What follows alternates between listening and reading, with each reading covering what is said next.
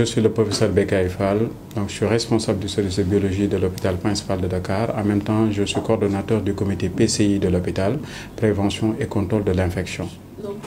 Je vous rappelle que le Covid-19, c'est une pathologie qui se transmet de façon très rapide, qui est due à un virus, le SARS-CoV-2.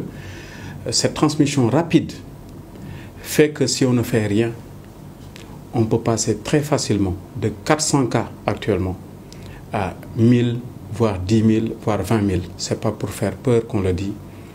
C'est ça qui risque de se passer si les mesures ne sont pas respectées par les populations. Et le masque rentre dans le cadre de ces mesures-là.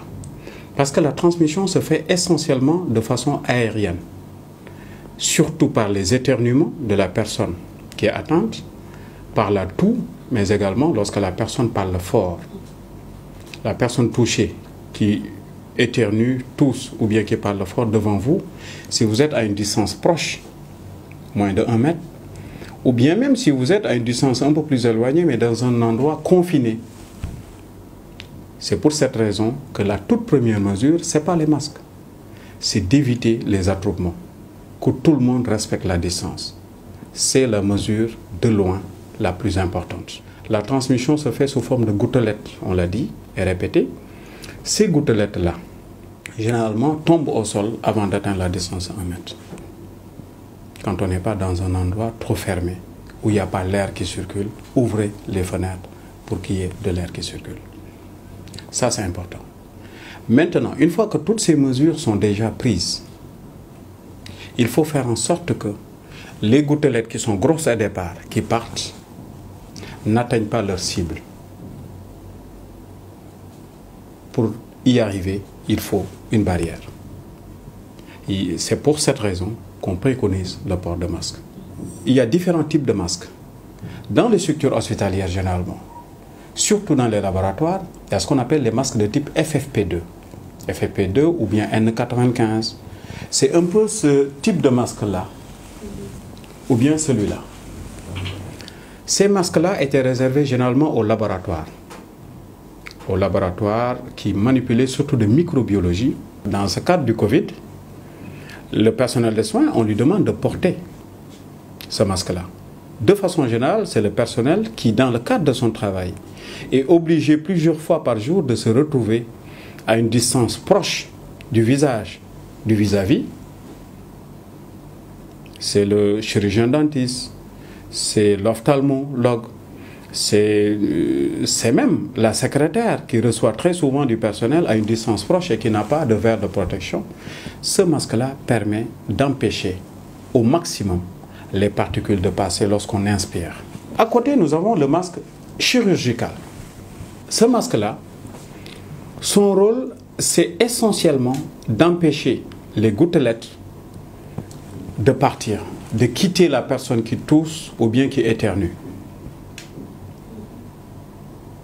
Mais ce n'est pas tellement de protéger lorsqu'on le porte contre les particules qui viennent.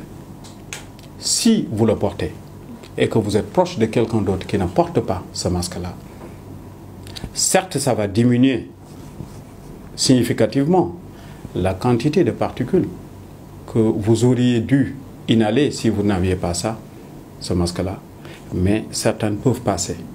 Surtout que les autres qui n'arrivent pas à passer se fixent dessus. À force d'inspirer, au-delà d'un certain temps, c'est pour ça que ces masques-là ont une durée de vie. Généralement, au bout de 3 heures à 4 heures de temps, on est obligé de les changer. Donc les autorités sanitaires ont eu la très bonne idée, comme ce qui a été fait dans d'autres pays, de proposer la mise en place de masques locaux.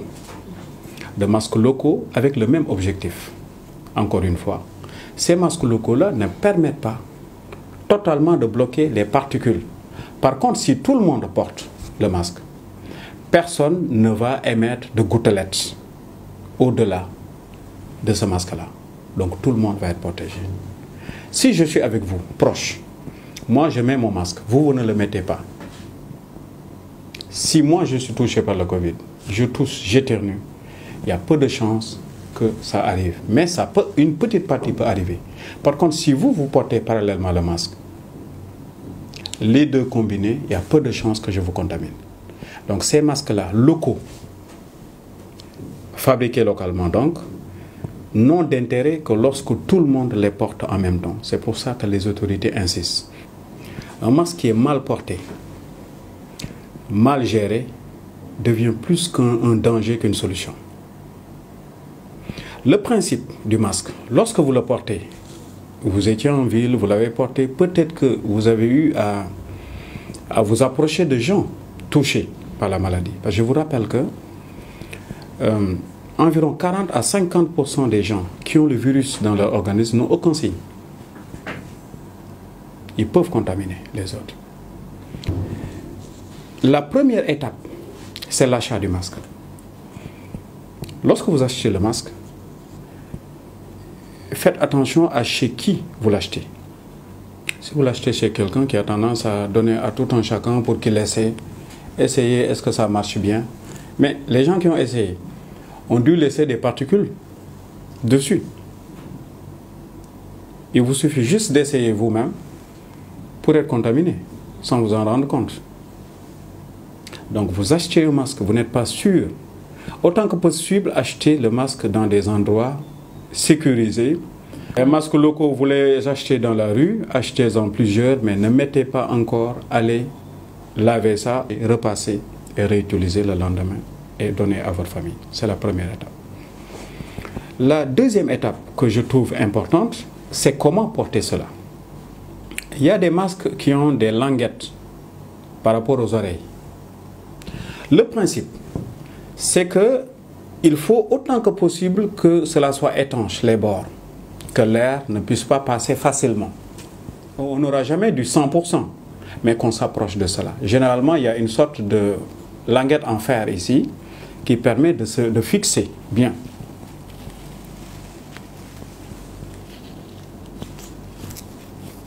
On fixe le menton, on s'assure que c'est bien fixé. Et pour enlever, vous faites comme ça. Vous assurez et vous mettez directement à la poubelle. Maintenant, il n'y a pas que ces masques-là. Il y a d'autres qui sont fabriqués, qui ont des languettes qui se fixent derrière pour que ça soit plus net. Donc, on commence par tirer, n'est-ce pas? Tirer peut-être séparément les deux languettes. On fixe comme ça.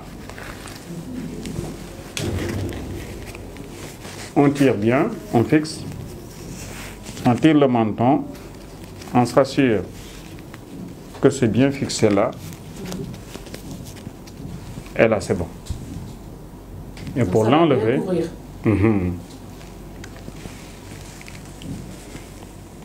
on enlève comme ça, doucement, et on met directement à la poubelle, au bout des 4 heures de temps.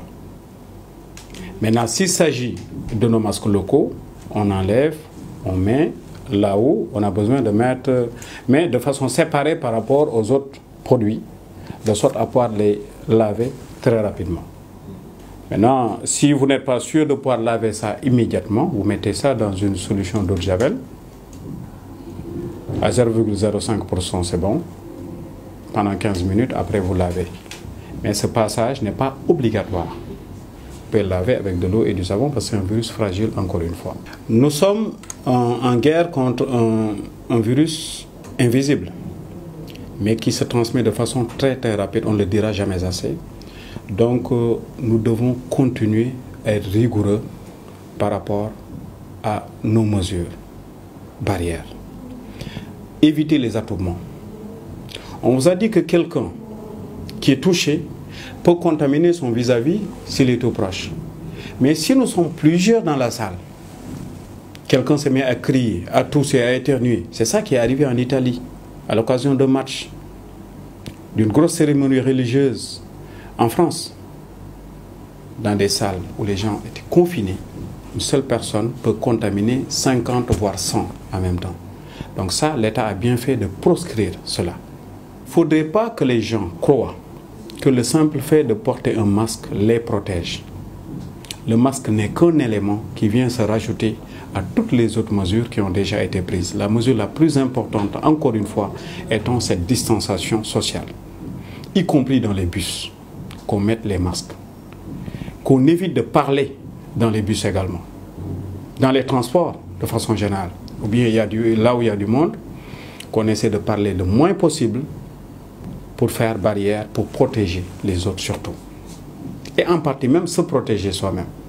Pour qu'on y arrive, chacun doit protéger l'autre. Et encore une fois, que les gens qui ne sont pas obligés de sortir, de par leur travail, de par les urgences qu'ils ont à gérer, restent chez eux. Et que dans le travail également, que les gens évitent les déplacements inutiles. Tout déplacement peut être à risque. De la même façon qu'on doit éviter de toucher ce qu'on n'est pas obligé de toucher, de la même façon, on doit éviter d'aller là où on n'est pas obligé d'aller. S'il n'y a pas obligation, qu'on reste chez soi.